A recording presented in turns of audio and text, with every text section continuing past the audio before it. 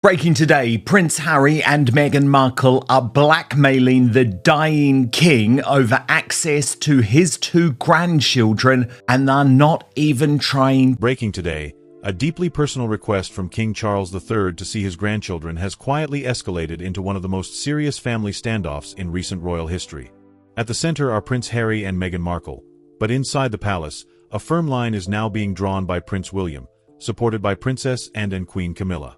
What was initially described as a quiet, private effort to reconnect, a possible meeting at Balmoral later this month, has, according to multiple palace sources, become something far more complex. Because behind the language of reconciliation, another conversation was unfolding. Not emotional, but strategic. Insiders now suggest that throughout March, a series of communications were exchanged, not just between family members, but between legal teams. And the tone, they say, shifted quickly. What began as a discussion about logistics, travel, timing, arrangements for Prince Archie and Princess Lilibeth, soon expanded into a structured list of conditions. Conditions that, within palace walls, are no longer being described as requests, but as pressure. And this is where the story takes a turn. Because for King Charles III, this was never meant to be political. Those close to him say his motivation was simple: a grandfather hoping to spend time with his grandchildren, particularly during a period where his own health has required careful attention. There was, we're told, a genuine belief that a private meeting, away from cameras, away from headlines, could begin to ease tensions that have been building since 2020. But inside the palace, that hope is now being tested. The complication, according to senior aides, centers on security. Publicly, Prince Harry has maintained that returning to the UK with his family presents risks without a certain level of official protection. That position has been consistent. However, what has raised concern internally is how that issue is now being linked directly to whether the children will visit at all. In other words, what was once a security discussion is now being interpreted, by some inside the palace, as a condition. A senior royal aide, speaking privately, described the situation as deeply uncomfortable, not because of the security debate itself, but because of the implications. It changes the nature of the conversation, the aide noted. It moves it away from family, and into something else entirely. And that something else is where tensions begin to rise. Because while King Charles III is said to be approaching the situation with caution and restraint, others within the royal circle are taking a far firmer view. Most notably, Prince William. Sources close to the Prince of Wales suggest that he sees the current situation not as a misunderstanding, but as a pattern, one that has repeated itself in different forms over the past several years. For William, this is no longer just about one visit or one meeting. It is about the long-term relationship between the institution and those who have stepped away from it. And that perspective is being reinforced by Princess Anne, often described as one of the most pragmatic members of the royal family, and is said to be playing a key role behind the scenes, advising, guiding, and, when necessary, drawing clear boundaries.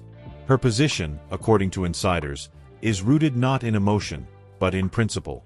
The monarchy, she has reportedly emphasized, operates on structure, responsibility, and defined roles. And those roles, once stepped away from, cannot simply be redefined on demand. It is a view that appears to be shared by Queen Camilla, who has remained closely aligned with the king throughout this process.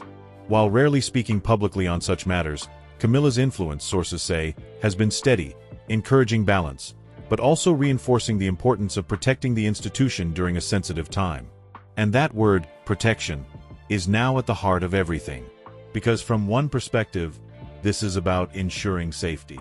From another, it is about maintaining boundaries.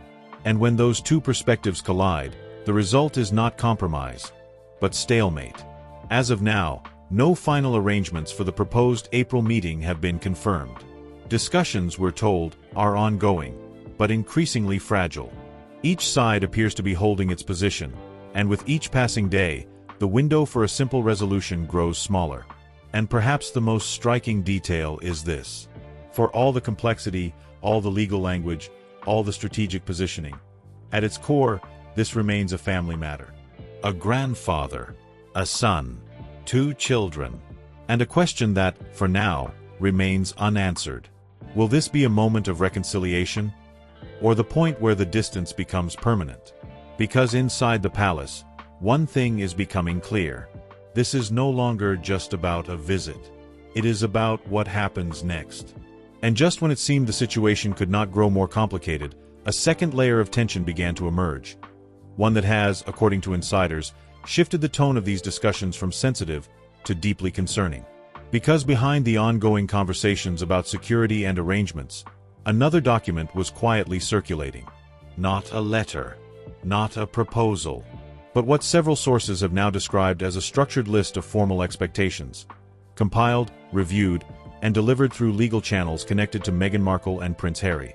Inside palace walls, it has already earned a name. Not officially, not publicly, but privately among senior aides, it is being referred to as a framework. And that word matters, because a framework suggests something far more deliberate than a conversation. It suggests planning, structure, intention. According to those familiar with its contents, this framework goes well beyond travel logistics or family scheduling.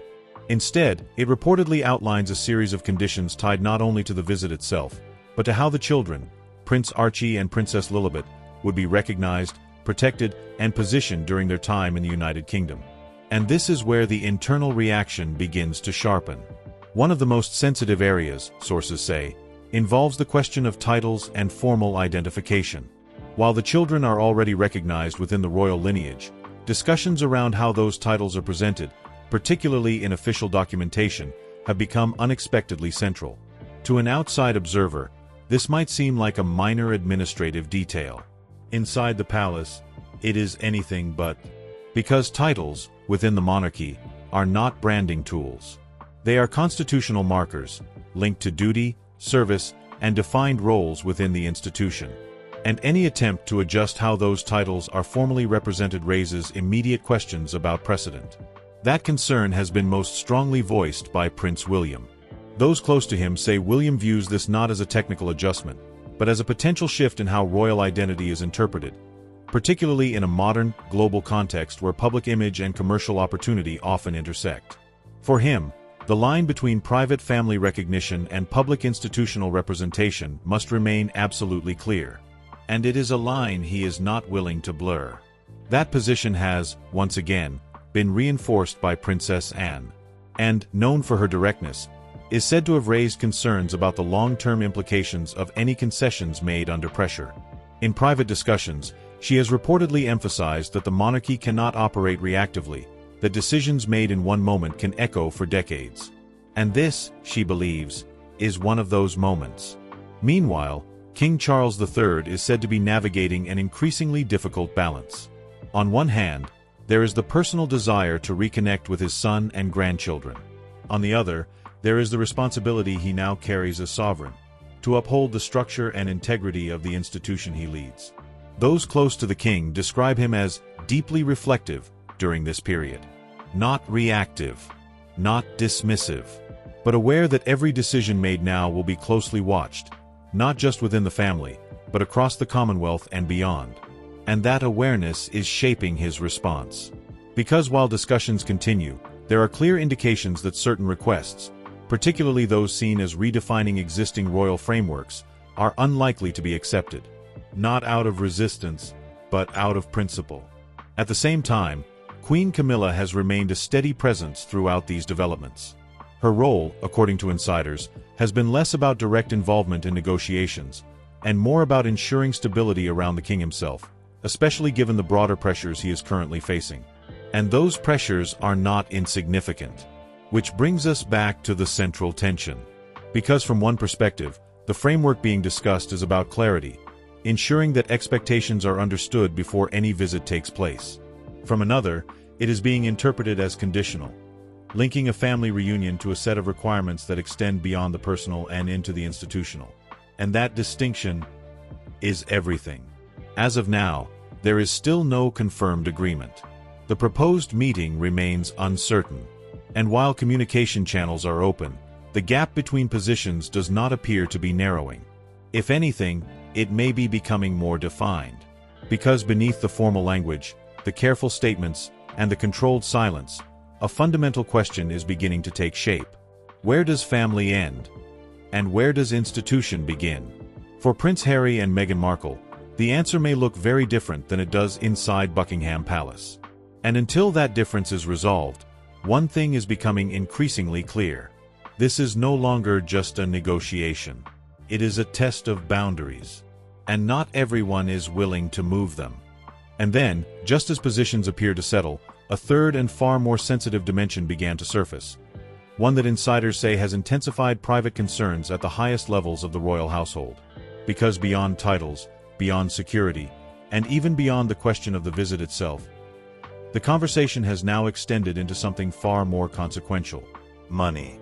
Not in the traditional sense of royal funding or public expenditure, but in the form of a proposed financial structure linked directly to Prince Archie and Princess Lilibeth. According to multiple sources familiar with ongoing discussions, a request has been introduced for the creation of a substantial private trust, framed, on the surface, as a measure of long-term security for the children. But inside palace walls, the interpretation is far more complex.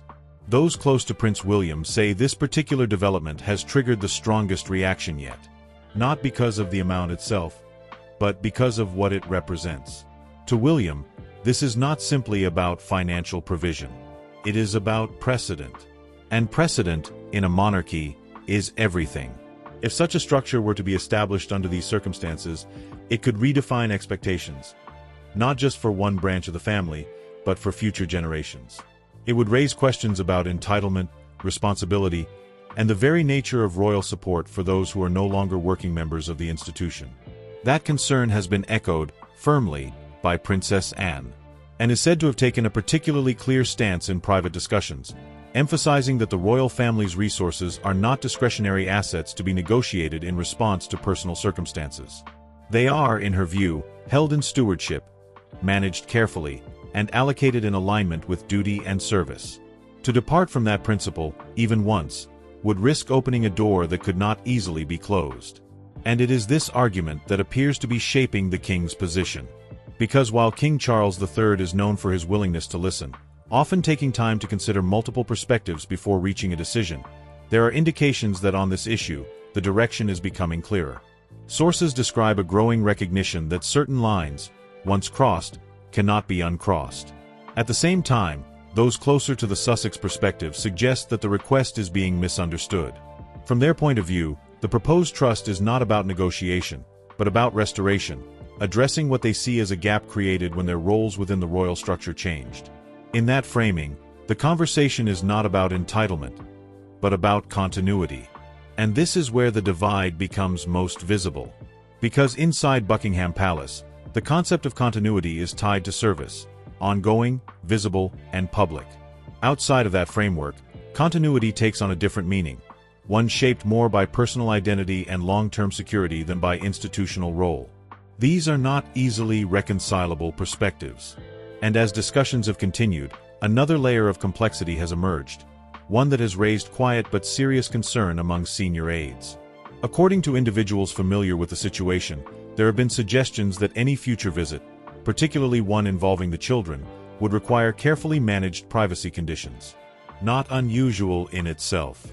But the nature of those conditions, insiders say, has prompted hesitation.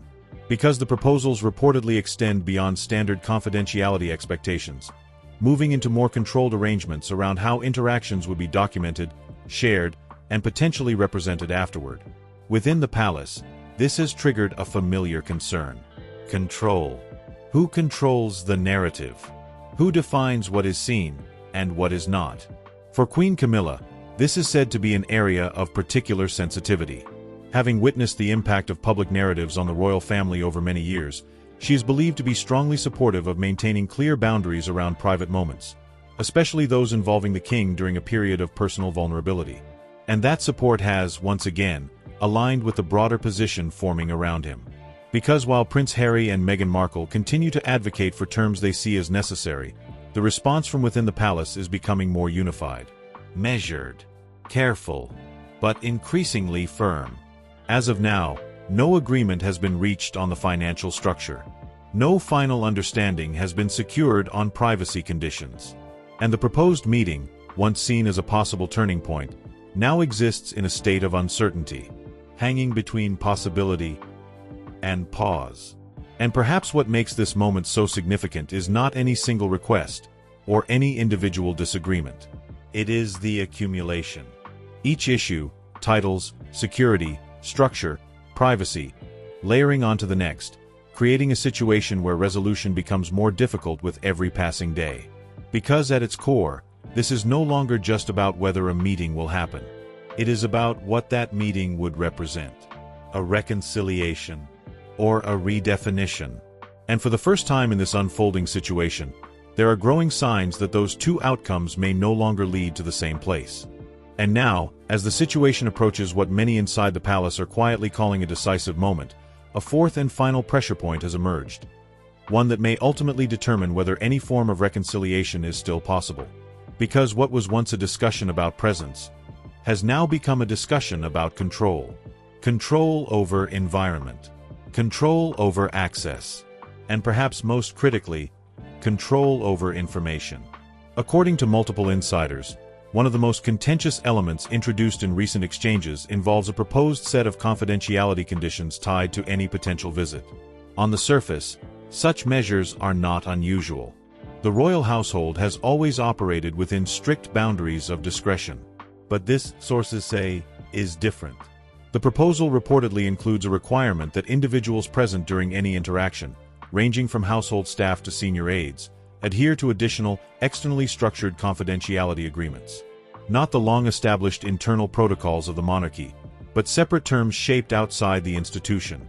And inside Buckingham Palace, that distinction has raised immediate concern.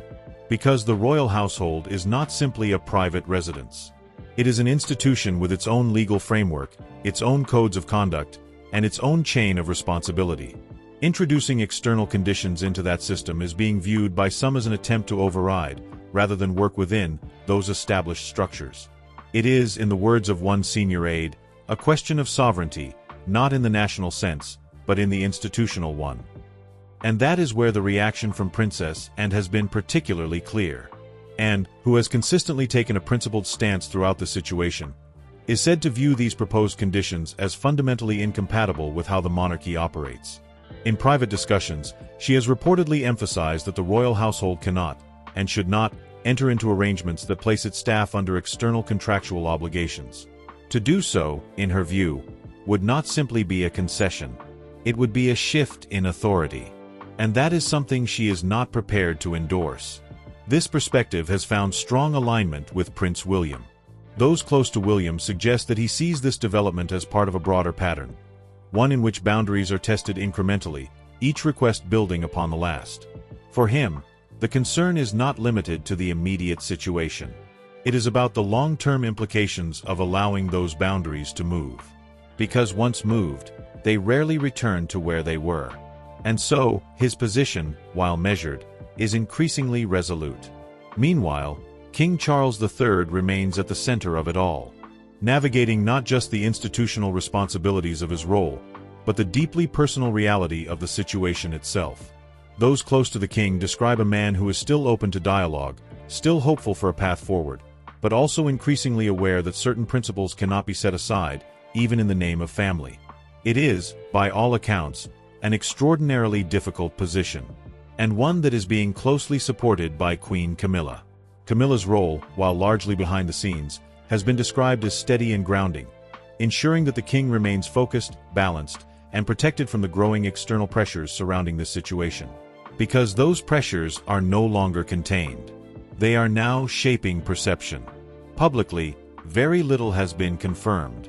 Official statements remain limited, carefully worded, and deliberately restrained. But beyond those statements, narratives are beginning to form. Interpretations, assumptions, and competing versions of events that reflect the complexity of what is unfolding. And at the center of those narratives is a single, unresolved question.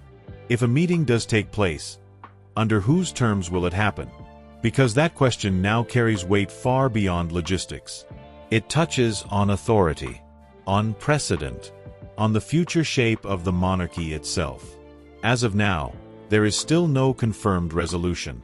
The proposed April meeting remains uncertain, its outcome dependent on whether a balance can be found between personal intention and institutional responsibility. But inside the palace, there is a growing sense that time is no longer neutral. Each passing day is not simply a delay, it is a decision. And as that reality settles in, one thing is becoming increasingly clear. Whatever happens next will not just define this moment. It will define the relationship moving forward. And so, as this deeply private dispute reaches what many now see as its breaking point, the reality inside the palace is no longer one of negotiation, but of decision. Because after weeks of careful discussion, shifting positions, and mounting pressure from all sides, the direction being taken by King Charles III is becoming unmistakably clear. According to multiple senior sources, the king has now drawn a firm line. Not out of anger, not out of resistance, but out of responsibility. Every major point of contention, titles, structure, financial arrangements, and now confidentiality conditions, has been considered. But the conclusion, insiders say, remains the same. The monarchy cannot be reshaped through conditional agreements. And that decision has been strongly reinforced by those closest to him. Prince William, who has remained largely silent publicly, is said to have taken one of the clearest positions behind the scenes. For William, this moment is not about repairing the past, it is about protecting the future. A future in which the institution must remain stable, consistent, and clearly defined. Alongside him, Princess Anne has continued to act as a steady and uncompromising voice of principle, ensuring that decisions are not made under pressure, but with long-term consequence in mind. And standing with the king through it all, Queen Camilla, quietly reinforcing the need for clarity, balance, and above all, resolve. Together, they have formed what some insiders are now describing as a united front. Not against individuals, but in defense of the institution itself. Meanwhile, on the other side of this divide, Prince Harry and Meghan Markle remain firm in their own position, continuing to frame their requests as necessary, justified, and rooted in the protection of their family. And that is where this story finds its most difficult truth. Because both sides believe they are right. Both sides believe they are acting in the best interest of their children, their family, and their future. But those beliefs are now leading in very different directions. As of this moment, the proposed meeting, once seen as a quiet step toward reconciliation, has effectively stalled. No confirmed date. No agreed terms. No clear path forward. And perhaps the most telling detail is this. There has been no dramatic fallout. No public confrontation. No official declaration of finality. Just silence. Measured. Controlled. And increasingly permanent. Because sometimes, in the world of the monarchy, the most powerful statement is not what is said, but what is no longer pursued. And so, what began as a grandfather's wish has become something far more significant.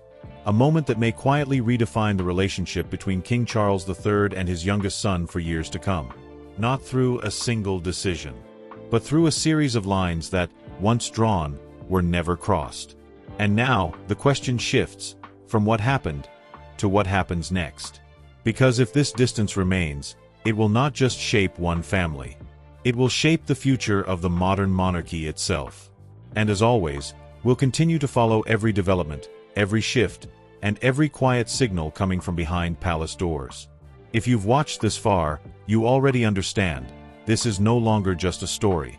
It's a turning point. So tell me what you think. Is this a necessary stand to protect the crown? Or a missed chance to heal a family divide? And if you want deeper, fact-based royal analysis like this, calm, clear, and without the noise, make sure to subscribe and stay with us. Because the next chapter may come sooner than anyone expects.